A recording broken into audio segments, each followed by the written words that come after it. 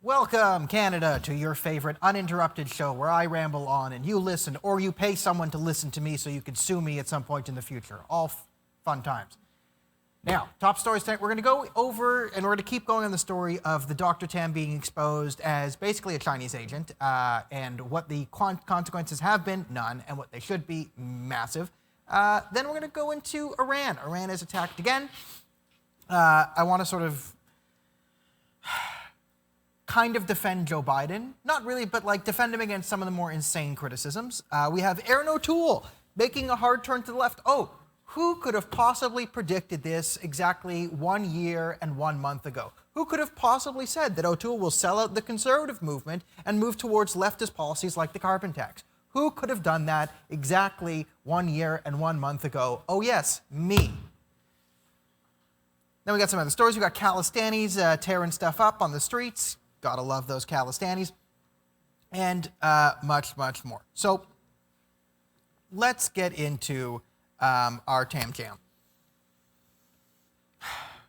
Dr. Theresa Tam has been made the Doctator of Canada, and I coined this term, well, a while ago, but now it's officially mine. I've coined it. Trademark me. If you want to use it, you have to never sue me again. That's all you really have to do. This show is sponsored by not suing Daniel for exercising free speech, a great cause to undertake anytime. So Tam's now been made the Doctator. We've given her unlimited powers to decide, you know, what we should do on basically anything in the country.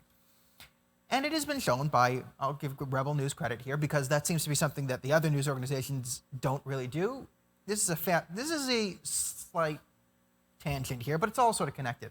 It is fascinating how Rebel breaking a story inherently kills the story in the mainstream media. Like this is just, it's a great example of like the death of journalism and the rise of partisan journalism, in the sense where, in order to sort of cover this story and be responsible, you have to admit who filed the access to information request. And that's like real journalism, right? Access to information requests, looking at the government documents, reading them, and then reporting on what they say.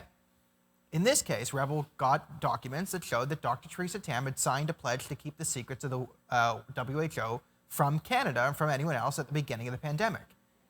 So the hashtags of Tam lied, people died were actually quite accurate, because Dr. Tam was feeding us false information and was pledged to support an organization that we know has ties to Communist China. And we do know that Communist China is beyond evil.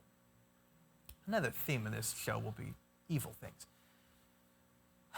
So you have Tam, who signed a pledge to keep the WHO's secrets from Canada. You have the WHO, which has been shown in multiple instances. For example, the infamous January 14th tweet where they tweeted out that there's no evidence of human-to-human transmission in Wuhan. Right? They helped the Chinese cover up the pandemic until it couldn't be covered up, and then they helped the Chinese spread the pandemic, because that's what the Chinese did. Right? They covered up the pandemic when they wanted no one to know about it because it couldn't hurt them, and then once it got out, right, they helped spread it, because then they wanted to use it as a biological weapon to destroy the economies of the rest of the world. And that worked quite well, because you see China's economy grew in 2020, all of its competitors shrunk. This helped it immensely, because one, it got Trump, the only world leader actively fighting against China, out of office, instituted a quasi-Chinese puppet in Joe Biden, the Democratic Party. Don't worry, they take national security really seriously, which is why Eric Swalwell will be on the national security board, even though he literally was sleeping with a Chinese spy. And Ilhan Omar will be there to make sure everything is A-okay, right? China's committing a genocide. Who do we blame? The Jews. Oh, fun times ahead in the next 4 years. To circle back to Tam here, we had the WHO, which sort of had an internal vote on whether or not to sort of recognize it as a big pandemic. This is at the beginning, right? Before it was a pandemic and being used to take away your liberties, right?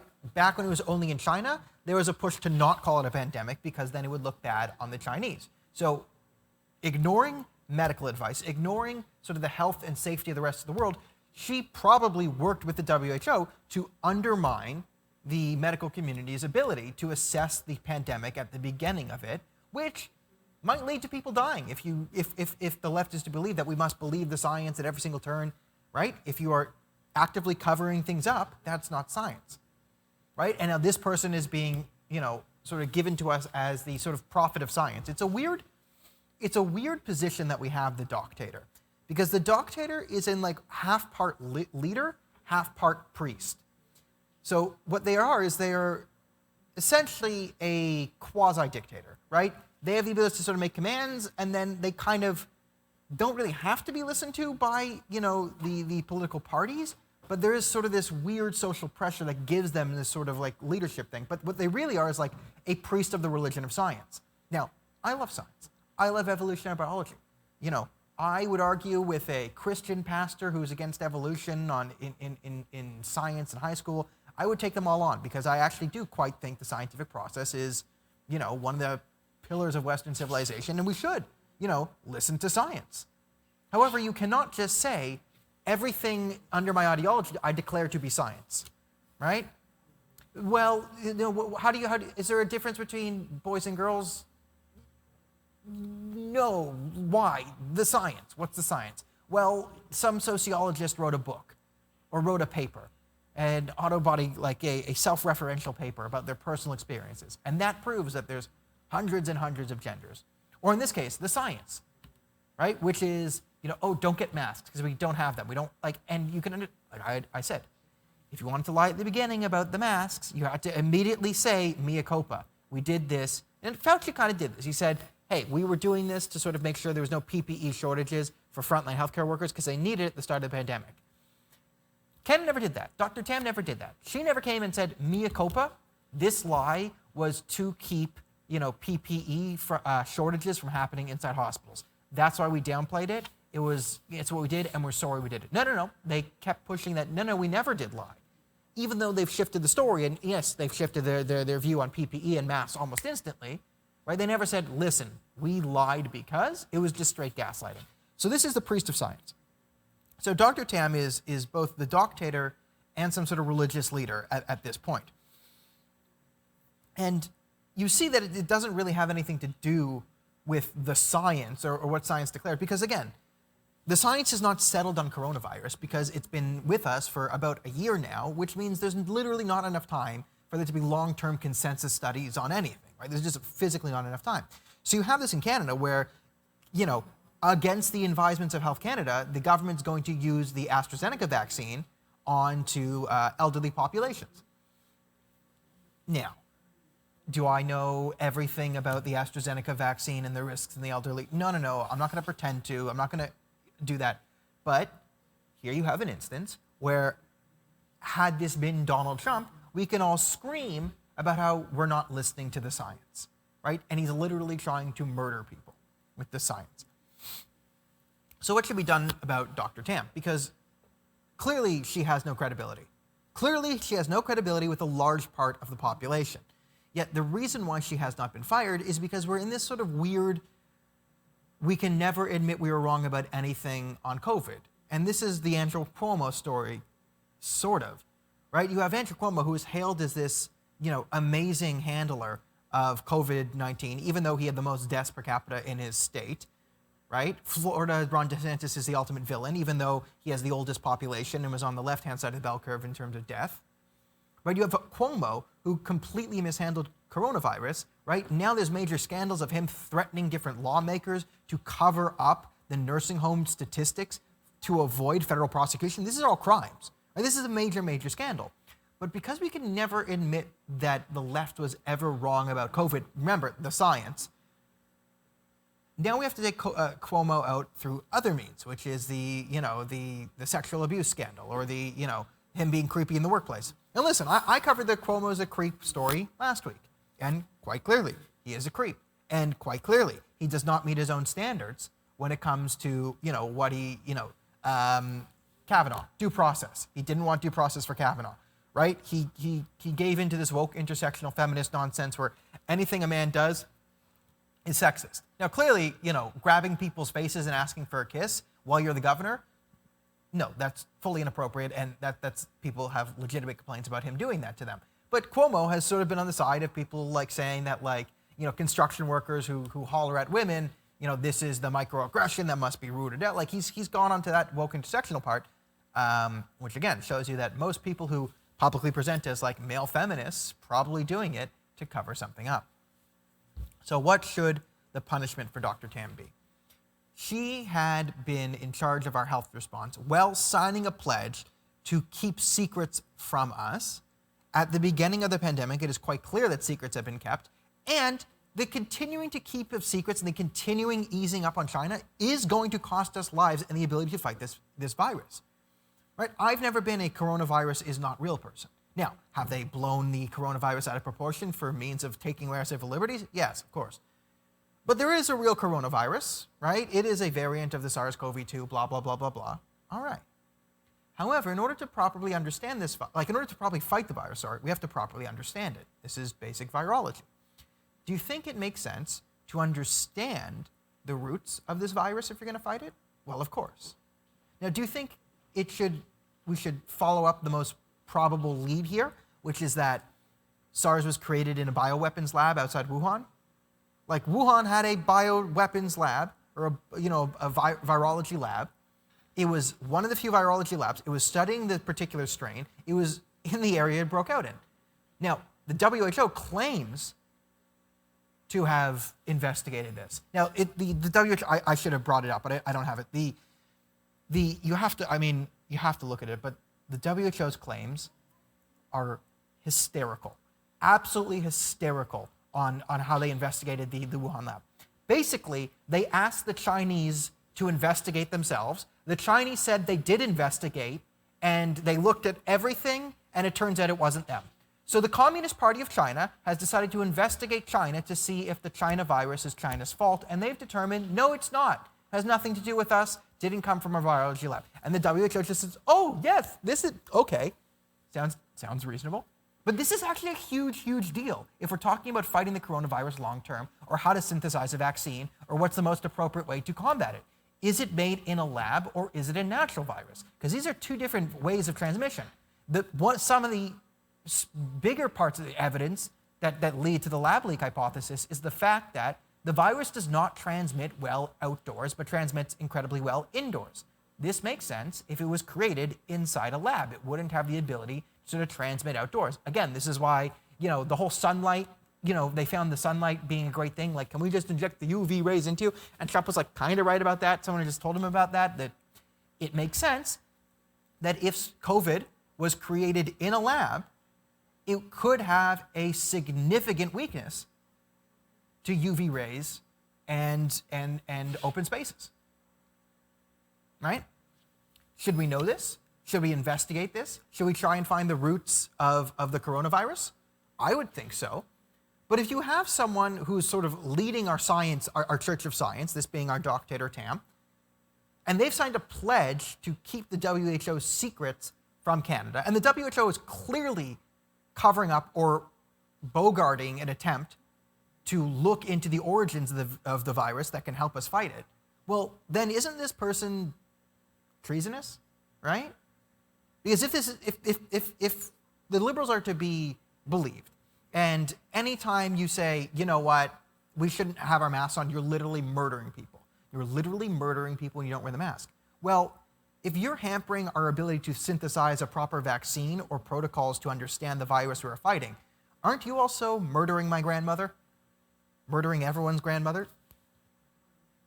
So you have a crisis here of, what is it? Crisis of trust, right? So who's left to believe Dr. Tam? The only people who can believe Dr. Tam's anyway credible are so overwhelmingly brainwashed that they're beyond belief. And then you have the other half of the country, which has seen her lie, and then she's being propped up as this ambassador of science, the religion of science, where the religion of science is some Democrat or liberal declares something, we then declare that science, and then anyone who doesn't swallow the science full-heartedly without believing in it or critically thinking about it is ascientific.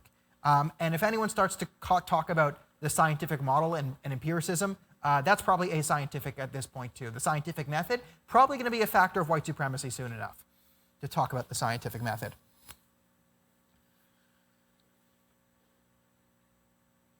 How many more years do you think the lockdown's going to last with these people? I mean, if she's, again, it's a serious security threat. If she has signed deals with the WHO's in bed with China, there's significant money going on there, and China wants to keep our economies locked down as a means of economic warfare, should it make sense that the person given unlimited power in our society has links to the Chinese government, which is actively trying to undermine us? I think that's a very valid question to be asked. And I think it's a very reasonable assumption to be made that Dr. Tam is an agent of the Communist Chinese Party, at least in some way, has some sort of complications, and it is actively undermining the global effort to get over the virus, putting Canadian lives at risk.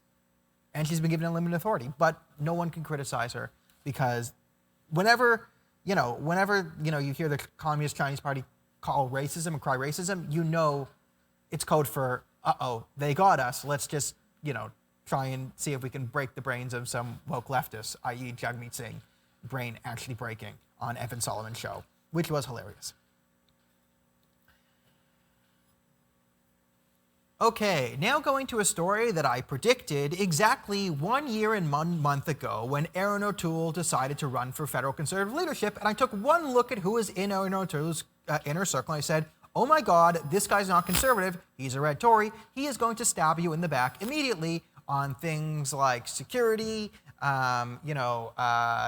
conservative economic policy, and especially the carbon tax. So bring up this is the article in the Toronto Star that sort of came out yesterday. And it's basically an insider report that there's lots of MPs that are worried that Erin O'Toole is going to flip-flop, and start to back a carbon tax or carbon pricing. Now, in Erin O'Toole's defense, this is not a flip-flop. He has always been for the carbon tax. He has sneakily put carbon pricing in his platform, right? He had talked about, no to the carbon tax, but I'm going to do this instead. I'm like, that's a carbon tax. That's exactly carbon. No, it's not. I'm not going to do it. Listen, you got to, he was always mealy-mouthed on it. Okay. I think regular viewers of this show, people who haven't left me over the last year over my fight with Erin O'Toole, understand where I'm going here. If you are new here, let me reiterate, okay? When I learned that Erin O'Toole was likely to become the Conservative leader, when Pierre Poilievre, who was going to run, the article was ready, right, then all of a sudden didn't run. Later I did find out that it was O'Toole's National Director of Field Ops, David Parker, who claimed in text messages that I have seen that he was the one to find dirt on Pierre Poilievre and allegedly blackmail him out of running. That is a claim by people within O'Toole's camp. I decided to say something because I knew O'Toole was not a true blue Tory. And it wasn't just sort of like a conservative puritanism. I can take centrist conservatism, right? Again, like I'm nowhere near as pro-life as most of the people in this building right now. Right? I have advocated for, criminal justice reform. I might be further to the left than maybe a lot of people in the Conservative Party in terms of incarceration of, nonviolent offenders. I can take, not maybe red Toryism, but purple Tories. I'm not this crazy extremist, but I want the Conservative Party to have some conservatism in it if I'm going to vote for it, right? Someone who drags the party, he's not dragging the party to the center. He's dragging the party into the left. And there's a huge difference between dragging to the center and dragging to the left. Now, dragging to the center is code for dragging to the left, but these are two different things, right? If you want to sort of drag in the center, these are sort of maybe dropping, dragging to the center would be sort of, all right, we're not going to publicly, put abortion stuff in our platform. We'll let private members sort of bring private abortion bills, but like in terms of like a, fighting abortion on a, national policy level, by sort of dropping this fight, that's sort of going to the center politically, right? Because you're sort of dropping the fight, right? Going to the left is when you start to adopt and back the policies that the Liberals put in. And this is what O'Toole's doing on the carbon tax. Being pro-carbon tax isn't the center. That's a far left radical environmentalist policy that will not help the environment one bit. Now we have to explain why the carbon tax is so stupid, okay? You all know the carbon tax is dumb, or you don't like the carbon tax, or maybe you don't know the exact specifics, but you just don't trust the people putting it in. So what the carbon tax is, it is essentially a tax to punish, consumption of, let's say, natural resources, fossil fuels, right? Justin Trudeau finally admitted in the days of the carbon tax that the real purpose of the tax was a deterrence, right? He wants to use the tax to deter people from using carbon-based products. Now, This is completely thrown out the window because he claims that we're all going to make money off the carbon tax with the carbon tax rebates. If you believe that, you just don't understand economics. I cannot help you. If you believe that you're going to make money off a new government tax, oh, child, you are a precious, precious one, and, you should probably be wearing a helmet. What the carbon tax is it is a way of sort of, we'll say, putting a price onto carbon, making sure people don't, use products that have been, tainted with fossil fuels, which is everything, absolutely everything. You have something with plastic in it. Plastic, that's a petroleum product. Do you buy food? Well, food is grown with fossil fuels, right? I've done this before. There are two ways we can make up enough agriculture to feed the world in an efficient manner, right? So if you want to keep feeding people, so your options are pull a Thanos, genocide half the population. Now, a lot of that's going to be the poor people. A lot of that's going to be like sub-Saharan Africa and all that. So, it would be racist to do so. Genocide, this would be a racist genocide. Not one of your good environmentalist genocides, but a racist one, so bad. So you have three options here, leftists, if you want to save the planet and sort of go with the mentality of the carbon tax. One, genocide. Just genocide half the people, so then we can meet our farming needs a lot easier. Two, reinstitute slavery. If we reinstitute slavery, then we can take, people that we don't like, undesirables, create some sort of standards or categories. We can enslave them and their children, horribly abuse them for generations, and force them to do our farm work. Now, it's actually not that efficient. Slavery is a really bad economic policy. I don't recommend slavery on a moral or economic level. Or three, we could use fossil fuels. I say three. It has the least amount of genocide and slavery in it, which is usually where I like to go with things. If you see the carbon tax bills of farmers in Saskatchewan, how do you think that we get the food? How do you think we grow the crops in Canada? How do you think we pick the crops? Right? All of this is machines. How do you think any machine in this world runs? Off energy. Where do you think the energy comes from? The electricity fairy? Where do you think the energy from your friggin' electric vehicle comes from? It's electric. Okay, how do we get electricity? Coal.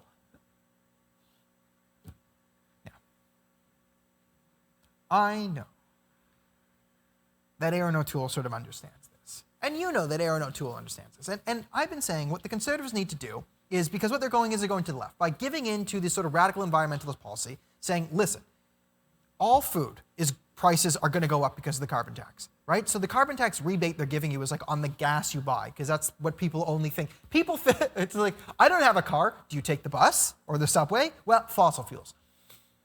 I take the streetcar, fossil fuels. Now, if you want to go from point A to point B, that price is going to increase. Now, if you want products that have been transported from point A to point B, there's going to be a price increase there. That's everything. Then, if you want food, there's going to be a massive price increase in that. And food is also grown and transported from point A to point B. Believe it or not, you don't live on a farm, which means when you buy food that was grown on the farm and had to come to you somehow, it was not carried by my nephew to you. It was brought by a car or a truck. Those run on fossil fuels. Prices will go up. Now, what the carbon tax essentially is, it's a fourth gas tax instituted in Canada. We have three other gas taxes. They have not done anything to curb consumption of fossil fuels because, again, fossil fuels are an absolute necessity in the society. Now, we can play options, right? You can give up your smartphone and the laptop or whatever you're watching this on to be angry at me. You can give all of that up. And we can live in a world where the technology rivals that of 1754. We can do that. We can do that. We can go back to 1754, get the horses and buggies back out, completely ditch our technology, and get off fossil fuels, save the planet. Right? But right now, what we have is an economy and people who sort of need to get from point A to point B. They need to either take the bus or the subway or drive a car. So the utility of the carbon tax, as I said before, is Justin Trudeau's fantasy, is this is how we're going to save the world, is in order to deter carbon use. The only place where we can deter carbon use by doing this is, maybe you've driven up the average gas bill so much that there is a father of three who works a middle-class job, and he can no longer afford to drive back and forth to work so much because you've increased the price of gas so highly that he now has to sort of get a bike or take the bus. Oh, great, you've just saved the planet because a middle-class family can't afford their car anymore. Yay. That's who you're attacking. It's the people who are on the brink. Right? This, when you want, again, Justin Trudeau's even acknowledged this. The point of the carbon tax is to use economic pressure to deter use of fossil fuels. However, fossil fuels are an absolute necessity, so there's no way we're getting off of them right now. However, what he's doing is sort of committing economic warfare to put people on the fringes of fossil fuel use into positions where they cannot use them. That is not the upper middle class.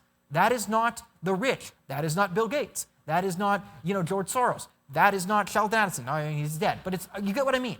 It's not the billionaires who will feel the heat of the carbon tax. That's why billionaires can be like, yes, I believe in the carbon tax. I believe in green policy, because the green policies don't affect them, right? It's a few extra money. They know that by instituting green policies and heavy restrictions, what you're really doing is you're making it harder for people on the fringes. And then when you eliminate a lot of groups on the fringes or businesses on the fringes, that makes it so much easier for the people who own massive corporations like Bill Gates or Jeff Bezos at Amazon to then monopolize the market. Because what you're doing with these stupid policies is killing small businesses. That kills the competition. That leads to oligopoly or monopoly. This is why you have big corporations in support of all these democratic policies, because they're great at killing the middle class. Who do you think is going to cheer the loudest when minimum wage goes to $15 an hour in the States? If your guess is anything other than Walmart, Costco, or Amazon, you're a crazy person. You're an absolute crazy person. Because just like the carbon tax, Walmart knows they can absorb this. They can absorb the minimum wage to $15 an hour or whatever. And even better is the mom and pop stores that can't absorb this, well, that just even further eliminates some competition. Then they make money back that they just increased on wages. They can either pass it off to the consumer down the road, but then they also make it back on increased market share because you've driven small businesses out of the market. And let's circle back to Erin O'Toole here. So Erin O'Toole knows all of this. Erin O'Toole's presented himself as a true blue conservative, right? He has marketed himself as this type of guy. And yet, here he is selling out the conservative movement to come towards the center, to try and hold more seats in Ontario. Now, from all internal polling and I've heard, there's massive panic. They've already started to pour all their resources into the West because they're afraid of losing to the Western movement. By the way, if you want my endorsement, right now my endorsement for the next party you should vote for, Western Separatist Party. Because of nonsense like this. I would vote for Wexit even though I'm on Ontario. And I think Wexit is actually the best vote to be making in the next election. If you care about conservative values, if you're a conservative, I would vote Wexit, what a Wild Rose, or Maverick Party. Why are they so stupid? Well, they're trying to lose. They're a Canadian political party, so they're trying to lose. But if the Wexit Party wasn't trying to lose, I'd feel more optimistic. The only chance they have is every other political party is actually trying to lose as well. So if they kept the name Wexit, then people would understand what the movement was instead of the Maverick Party, which has no name recognition. But again, they're a Canadian political party, which means they are trying to lose the election. Despite their best efforts at losing, I'm actually going to endorse them because I think the best vote you can make right now, if you want to see conservative values in the country, is to push Western separatism. Because the Conservative Party completely takes the West for granted, and that is sort of their excuse to veer to the left, is the West is so in our pocket that we don't need to appease them, right, that we can veer to the left. And I keep telling how this is actually bad short-term and long-term policy. I've gone over all the polling and the focus groups that help the Conservatives poison their own brand. But I'm going to go back to it sort of again on what I want the Conservatives to do. The way you grow new votes, right? There's the article coming out a couple weeks ago that Erin O'Toole has gotten no new voters. He has won no one to the Conservative side. That is because, just like Andrew Scheer's giant mistake, he has the same fatal flaw in the Conservative movement. He is implicitly acknowledging that conservatism is unpalatable to the Canadian public and thus moving away from it. Humans are creatures and animals that have senses and all that. Well, if you sense that someone is insecure, you then have less confidence in someone. That's why you go to public speaking classes, they tell you to look confident, act confident, right? I talk fast and assertively. That makes you more likely to believe me, right? Do I even know what I'm saying? Who knows? Do I know what country this is? Barely. But I'm wearing a suit and pointing my fingers with authority, which means I know what I'm talking about. This is a great thing for the Conservative Party to learn. If you were to stand the ground of conservatism, if Erin O'Toole were to make the argument that I've made 8,000 times, that the green energy movement is not actually green, that recycling is bullshit, that you cannot sort of tax carbon in a nebulous way and have that in any way undermine consumption. If you could explain what the carbon tax is, it's just how it's going to increase the price of everything, how it actually works, how it makes no sense. Right? If he did a 2-minute sort of destruction of the carbon tax and said, no, I'm going to fight this, he'd win more people over because he'd say, no, this is wrong and I'm making a moral stand. Instead, what he's saying is, implicitly, he is saying, we know the conservatives and the liberals are more popular, so we're going to kind of go into there and try and like swim in their pond to sort of appeal to more people. That appeals to like this fictional, maybe 1% of GTA voters who see themselves as like swinging both ways. Again, these people are real. There are people who sort of swing this way who are like, I'm more liberal, but I could vote for who I see as more, red Tory-ish than the Conservative Party. They consume a lot of mainstream media, so they kind of go along with sort of how Canadian politics is portrayed on CBC. You do get those type of people, but they're not the majority. Like, to pretend that they're the deciding factor in the next election, I think is a bit asinine. And you win a lot more people by sort of selling your party and your values and then growing your base. The point of the Conservative Party, the way you win is you have to grow your base. You have to make it more appealing to other people. The way you make your party more appealing is not by adopting the values of the other parties, but in a half-hearted way, because then people intuit that that's the real thing and they go with someone's full heart. It's like Justin Trudeau. Justin Trudeau believes in destroying Canada wholeheartedly, so he'll do it. Whereas Aaron O'Toole will destroy Canada half-heartedly. Now, they're both going to destroy Canada. This is why I'm not going to vote for either of them. But Justin Trudeau is more enthusiastic, so people will intuit that, oh, he's more confident, and what he's doing is better, so they'll vote for them. That's how people work. So again, Aaron O'Toole's had Wally Suleiman, close friend of the show. He watches every episode, or at least pays someone to. What a guy, keeping the numbers up. He was Patrick Brown's right-hand man. Patrick Brown's the first person to try and institute a carbon tax. Right? Dan Robertson, another carbon tax guy on his team. Right? Aaron O'Toole's taken the Patrick Brown carbon tax team, and they're backing the carbon tax. And the article comes from Alex Boulier, who I think is quite reliable on this issue because he's been given the inside scoops on O'Toole stories before. Like, if the O'Toole campaign needs a good story in the Toronto Star, they will go to him. So this guy I do know that he does have connections inside the O'Toole campaign, which make me a lot more likely to believe that it is true that a lot of Conservative MPs are worried about Aaron O'Toole stabbing them in the back and endorsing the carbon tax. Now, I'm not worried about Aaron O'Toole stabbing us in the back because I already know he is, so I can't worry about it. He did it over a year ago.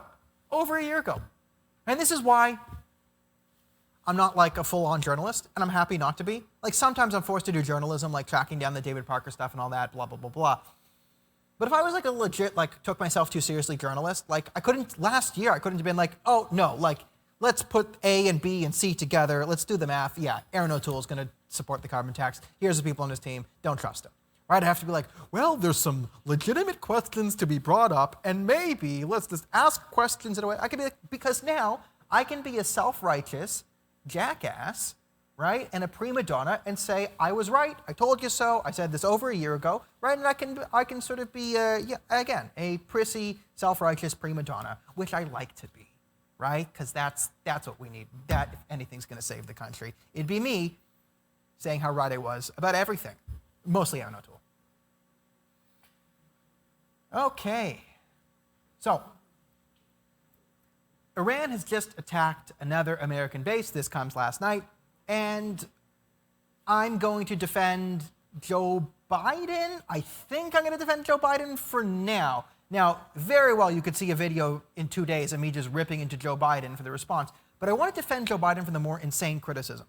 And what I do hate is reflexive anti-Americanism. Right? And I see a lot of people on the right are resulting to this because it's been a common political tactic in the 21st century. Right? Just as a means to sort of hit the Democrats. And what I mean here is by calling Joe Biden a warmonger. Okay? I kind of wish Joe Biden was a warmonger, because then there'd be a lot less likely of a chance that we'd end up with war in Iran right now. So Iran attacked America 3 times.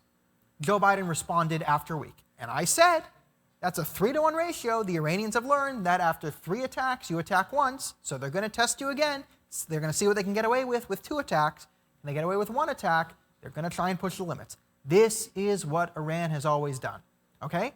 So Joe Biden did not start this war. Obama kind of did this element of it, but the reason they started this war is not because they love war and the military-industrial complex and all that. No, it was a anti-American ideological flaw and a failure to understand that evil can exist in the hearts of men.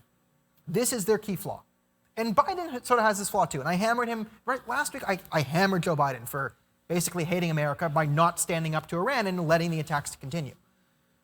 But the reason, a good reason why Iran has decided to probably test again is because there's people pushing Joe Biden, calling him a warmonger. You have people in Congress trying to say these strikes are illegal. So what they've kind of learned is, what the test kind of looks like here is, all right, we know he's not Trump, which means, can we do it like right after he attacks back? What happens if we throw another bomb another American base?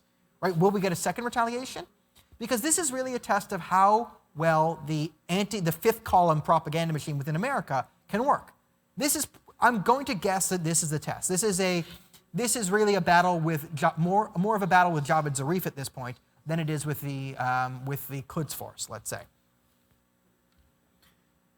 So you have Iran, which for 40 years, right, since 1978, for 40 plus years, has been engaged in this type of thing. Every time there's a geopolitical shift, they kill people to see what they get away with. So Joe Biden's a warmonger. Guys, stop blaming America because Iran is crazy. The Ayatollah is a, Islamist, terrorist, theocratic jackass with ideological bents of world domination. That's what the Quds Force says they want to do, take over the world. That's what they say they want to do, through means of terrorism, right? And they attack and kill people, right? Canada, Justin Trudeau, had this big pro-Iranian push under Justin Trudeau. His younger brother, Sancho, worked as a propagandist for Iran at Press TV.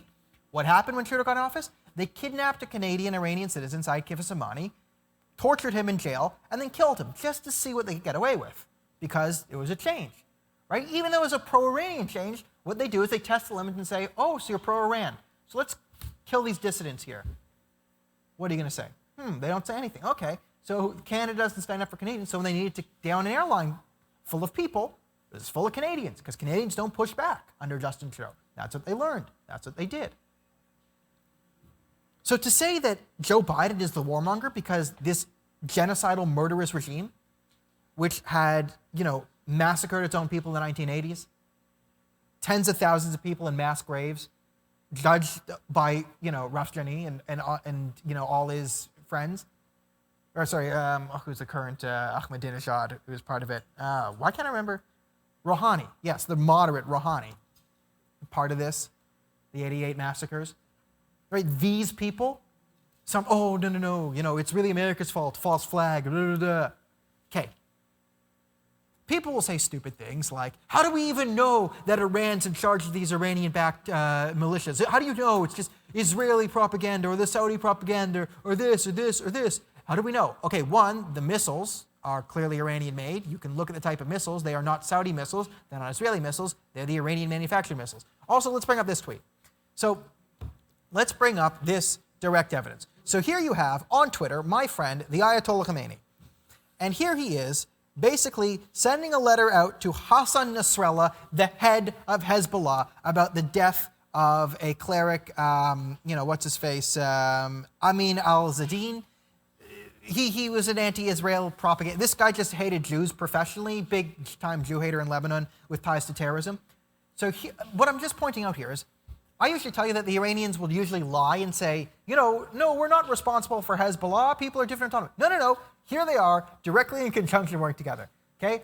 Hassan Nasrallah has said on live TV that the Ayatollah Khamenei is his imam.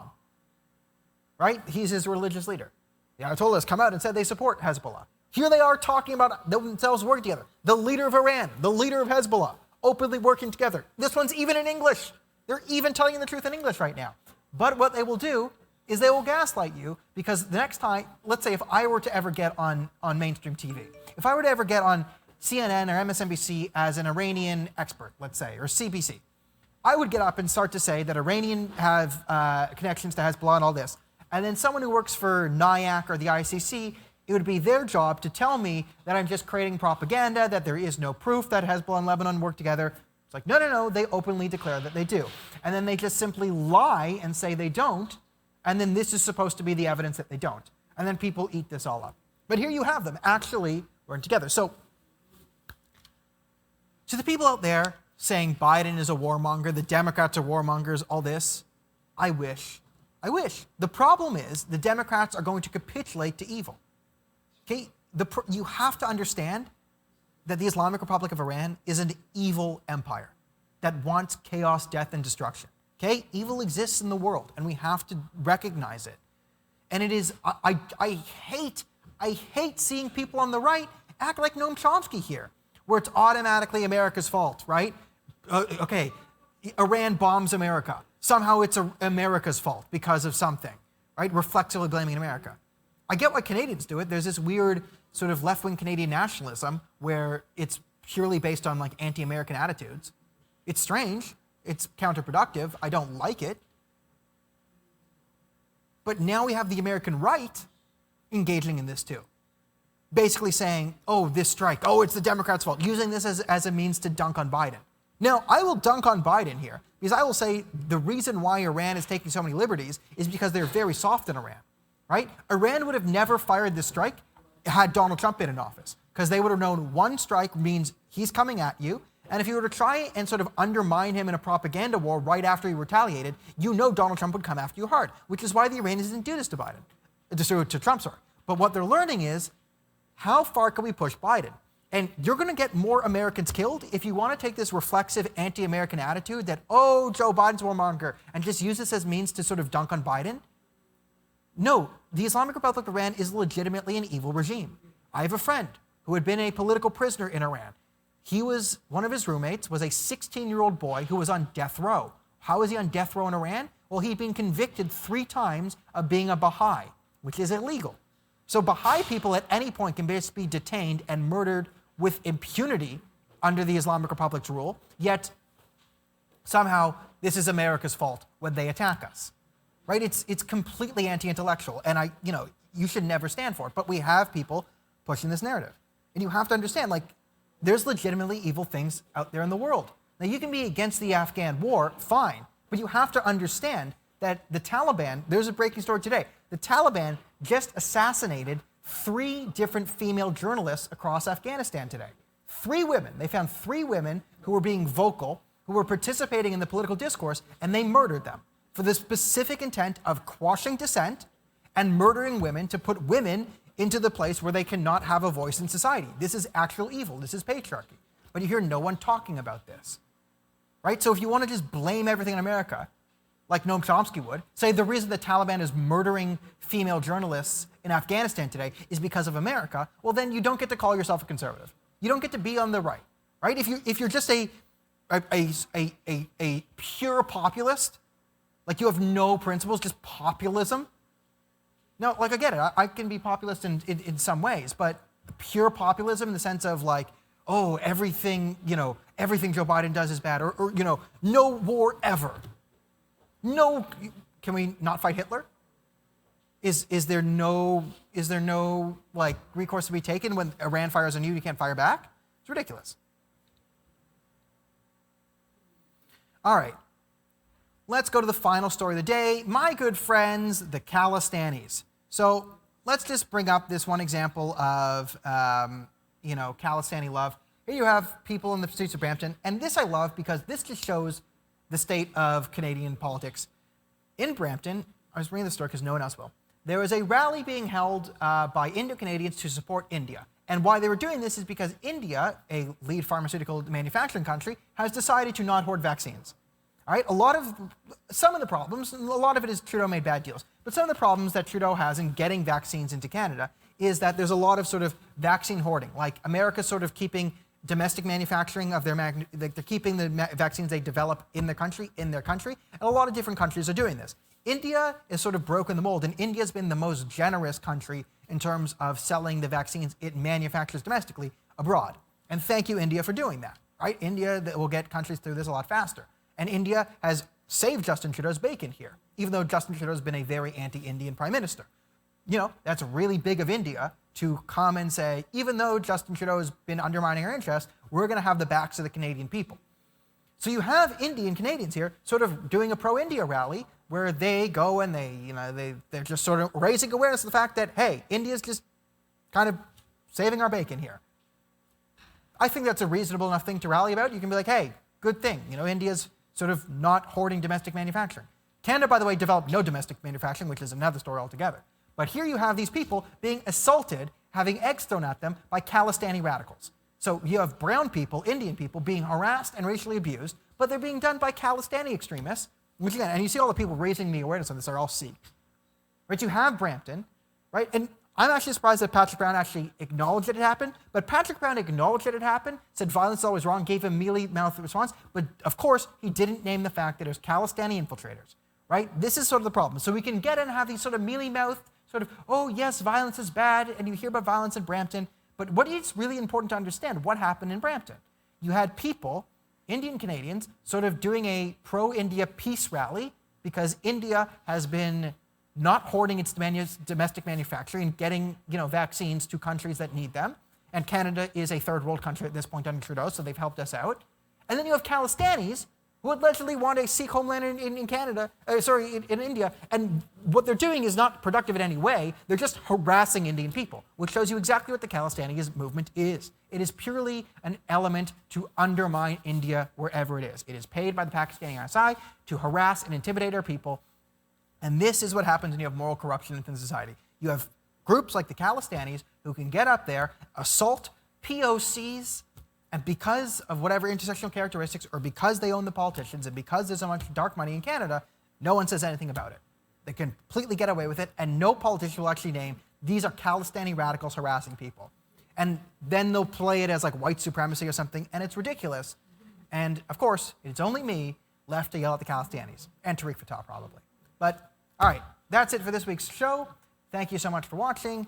I've been me, you've been you. Lawyers have been practicing the law, and I will see you next week, 8 p.m., Wednesday night, Uninterrupted. Whoop-de-doo.